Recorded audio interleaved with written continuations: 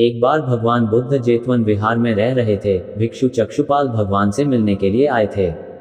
उनके आगमन के साथ उनकी दिनचर्या, व्यवहार और गुणों की चर्चा भी हुई। भिक्षु चक्षुपाल अंधे थे।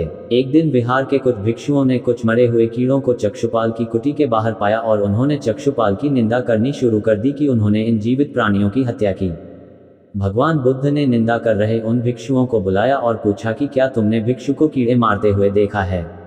उन्होंने उत्तर दिया नहीं। इस पर भगवान बुद्ध ने उन साधकों से कहा कि जैसे तुमने उन्हें कीड़ों को मारते हुए नहीं देखा, वैसे ही चक्षुपाल ने भी उन्हें मरते हुए नहीं देखा और उन्होंने कीड़ों को जानबूझकर नहीं मारा है, इसलिए उनकी भर्त्सना करना उचित नहीं है।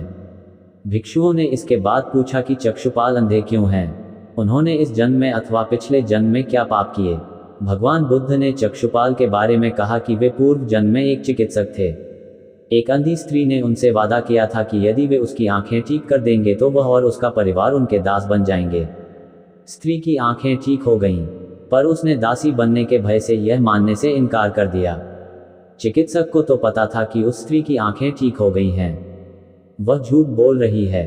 उसे सबक सिखाने के लिए या बदला लेने के लिए चक्षुपाल ने दूसरी दवा दी। उस दवा से महिला फिर अंधी हो गई।